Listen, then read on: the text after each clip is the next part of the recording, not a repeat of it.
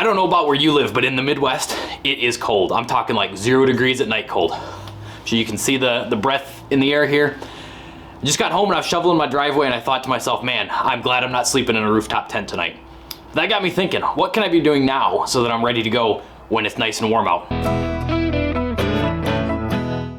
Well, if the intro didn't give it away, today's video is gonna be about planning. And I don't just mean looking at a map, we're gonna go there. I mean actually planning so that you're set up for the best possible adventure you can have.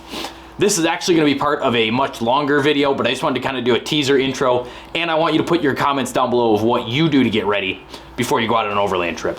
Now for me, I kind of break it into a couple different things. Number one is planning the actual trip. So that's gonna be the who, what, when, where, why of the actual trip, the plan, the purpose of what we're doing. There's also the equipment that you're gonna need, and that's gonna change depending on what the trip is. If you're going out for a quick overnight trip, you don't need anywhere near the same stuff as if this is a month, 2 month, 3 month long thing, or if you're living full time on the road. But these off seasons, which maybe you like camping out in the snow, cold, not for me. Even with diesel heaters and everything, your water, everything freezes, it just makes it so much more complicated. So in these times, it's a great time that you can actually start planning. Looking at that equipment you need, watching for sales, building things, whatever that may be, getting your rig ready to go so that when it's nice, you can get out on the trail and not have to worry about anything. So let's start with the actual planning of the trip.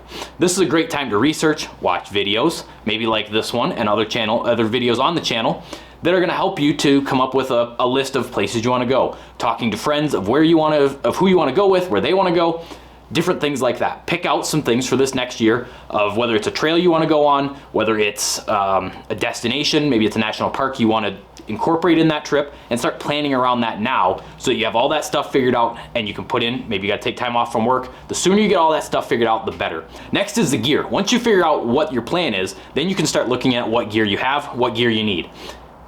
Shocker, you don't really need a lot of gear for most of this, but the stuff you need, the food, the water, way to cook stuff, something to sleep in, and after that, probably first aid's a good idea. After that, it's all creature comforts for this.